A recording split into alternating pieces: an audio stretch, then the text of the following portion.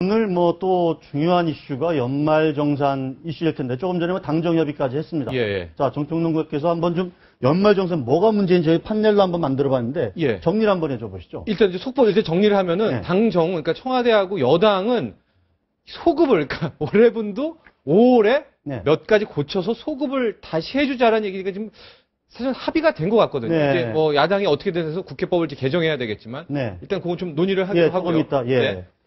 이게 이제 어떻게 된 당초에 겁니까? 네. 5,500만 원 어제도 기자회견 했는데 5,500만 원 이하는 거의 없거나 세금 부담이 없다 그랬죠. 예, 있어도 이게 뭐 2, 3만 개인별이다. 원 정도. 예, 케이스 예. 바이 케이스라고 했는데 네. 이 시뮬레이션을 이제 납세자 연방에서 돌린 결과 네. 17만 원 증세인 경우가 꽤 많이 나타나더라는 겁니다. 이제 싱글세라는 싱글세 효과가 예, 발생해서 5,500만 원 이하지만은 혼자 1인 다가구에 뭐 부모 공제, 자식 공제, 인적 공제 하나도 못 받는 경우에 네. 17만 원이 오히려 재작년 대비 늘어나는 효과가 분명히 있었다. 이런 주장이고. 그러니까 이것도 시뮬레이션을 안 해봤는지 왜 그렇게 틀립니다. 지금 기재부하고 예. 납세자 연맹의 시뮬레이션 자체도 지금 많이 시뮬레이션 틀리게 방식이 나와요. 달라서 그렇죠. 네. 그 다음에, 첫 번째는요? 예, 6천만 원 작년에 이제 자녀 출산, 6천만 원이면은 이제 5,500만 원에서 7천만 원 사이의 구간입니다. 어제 네. 최경환 부총리 기자회견에 따르면은 2만 원에서 평균적으로 3만 원 늘었다라는 구간인데, 네. 마찬가지로 납세자 연방에서는 이 시뮬레이션을 돌렸더니 네. 34만 원, 그러니까 10만 원, 20만 원대는 물론이고 한 2, 30만 원씩 네. 더 재작년에 비교해서 세금 혜택이 줄어드는 이런 케이스가 꽤 많이 발견됐다는 발견됐다. 예. 연봉 7,500만 원 맞벌이의 경우는 어떻습니까? 이 경우에 이제 뭐 다시 136만 원 평균적으로 는다고 했는데 네. 여기서 이제 주목할 만한 게 이 75만 원이기 때문에 136만 원보다는 적은 거 아니야 했는데 네. 이건 맞벌이에 초점을 맞춰야 됩니다. 네. 당초에만 해도 맞벌이 같은 경우에는 이렇게 저렇게 뭐 의료비를 몰아준다든가 해서 더 한 그 이상이 혜택을 받을 수가 알겠습니다. 있었는데 오히려 이제 이런 더 근데 증세 저게 증세냐 아니냐를 가지고 새누리당 내에서도 서로 의견이 엇갈리고 있습니다. 김무성 대표와 이정현 최고위원이 오늘 저 회의에서 서로 논쟁을 벌였는데 영상을 한번 보시고 말씀 나눠보시죠.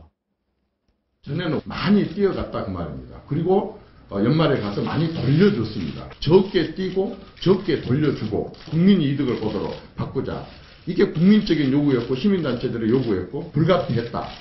이것이 증세냐라고 하는 논란이 있게 되는데 그것은 정말 잘못됐다고 생각을 합니다. 세목이나 세율을 늘리거나 또 높이거나 이런 부분들이 아니기 때문에 이건 증세하고는 관계가 없습니다.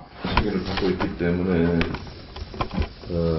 일반 국민들은 지금 이정현 최고가 말하는 그런 부분에 대해서 깊이는 이해가 잘 안 됩니다. 사실상 증세냐 아니냐를 떠나서 세금을 더 내는 국민들은 이걸 증세로 받아들일 수밖에 없다는 현실에 대해서 인정할 수밖에 없다는 점이 분명합니다. 어쨌든 바뀐 체계로 한 9천억 원 정도 세수 증대 효과가 있는 거 아닙니까? 그렇습니다. 예. 그걸 어떻게 봐야 됩니까? 증세입니까? 아닙니까? 그건 꼼수 증세죠. 꼼수 증세다. 사실상 정부의 세수가 늘어나는 건데요. 네. 그리고 개인 소득세에서 많이 나가는 거 아닙니까? 예.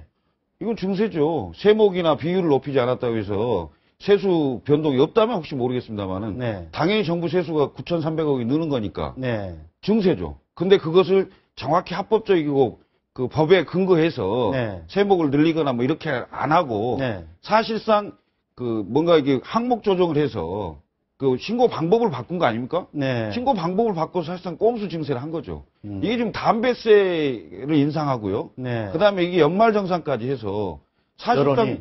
중산층과 서민들에게 세금을 더 물리는 겁니다. 정부가 세수가 필요하면요. 고통 분담을 해야 돼요. 기업도 좀 세금을 올려야 되고 개인도 좀 내야 되고 정부도 좀 아껴 써야 되고 이런 네. 고통 분담이 있어야 되는데 그건 기업 법인세는 전혀 안 올리고 있어요. 더군다나 이명박 정부 때 깎아준 법인세입니다. 그것도. 네. OECD 그 일본이나 미국 같은 경우는 법인세를 22% 정도 받는단 말입니다. 근데 우리나라에 지금 실제 지금 법인세 실효소율은 16.8%밖에 안 돼요. 자, OECD 예. 국가에 비해서도 엄청 낮거든요. 그러면 법인세를 어느 정도 원상 회복하고 2, 3% 정도 원상 회복하고 그다음에 개인도 세수가 부족하다면 좀 고통 분담하고 그다음에 정부는 국민 낸 세금이니까 아껴서 써야 되고 뭐 알겠습니다. 이렇게 설득을 해야 되는 거 아닙니까?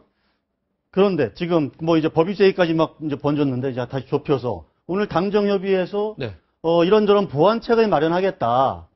보완책을 마련하고 이거를 다시 또 소급 적용을 하겠다. 뭐 이렇게 지금 바닥이 잡히는데 어떻게 보세요? 그런 거는. 그 연말정산하는 것도 굉장히 복잡한데 지금 소급 입법까지 나오니까 대체 뭘 어떻게 하시겠다는 얘기인가? 네. 이게 법적으로 기술적으로 어떻게 하실 건지 정말 혼란스러운 지경에 이르렀는데 뭐 소급 입법이야 하면 뭐 기술적으로는 가능할 수는 가능은 있습니다. 하겠죠. 왜냐하면 뭐, 국민한테 예. 유리하게 바꾸는 거니까 가능할 수는 있을 텐데요. 문제는 이 발언이 어떻게 나왔냐면 표 떨어진다는 소리가 들린다라고 시작하면서 이게 지금 소급 입법까지 얘기가 나온 부분이 있어서 예. 국민들은 어떤 세제 개편을 할 때 어떤 정당성 있죠. 국가에 대한 미래를 설계하고 이렇게 세제 개편했을 때 오는 플러스 마이너스 효과나 국민들한테 가져다주는 효과 이런 것들을 철저하게 분석을 한 다음에 네. 정책을 내놓고 그거에 대해서 국민들한테 설득하는 과정을 거쳐야 되는데 네. 섣불리 내놨다가 국민들의 저항이 시작되니까 아유 이거 아니에요. 소급 입법 다시 해줄게요. 네. 이렇게 한다면 과연 정부에 대해서 국민들이 신뢰를 할 수 있는 것이냐. 지금 이정현 의원도 굉장히 복잡하게 말씀하시는데 사실 그러니까 솔직해질 필요가 있습니다. 사실상 증세를 해야 돼. 우리가 복지사회나 이런 부분들이 그렇죠. 필요하니까 예. 이게 불가피하다라고 설득을 하던가. 네. 이게 사실상 증세면서 증세가 아닌 것처럼 얘기하다가 저항이 시작되니까 또 다시 바꾸고. 네. 굉장히 좀 신뢰성을 잃는 행태로 보입니다. 우리 아까 교수님 이제 꼼수 증세라고 했는데 정말 우리가 많이 봐주고 많이 봐줘도 네. 기획재정부에 이거 능력 부족입니다. 왜냐면 네. 시뮬레이션이 완전히 틀린 거고요. 1조 원을 더 얻지 않았습니까? 하고 당시에 바꿀 때도 많이 나왔던 게 다전효 강우를 왜 이걸 축소하나? 부족이 아니라 알고서 그렇게 한 거 아닙니까? 그 정도로 능력이 1조 원 가까이 세수를 증대하기 위해서.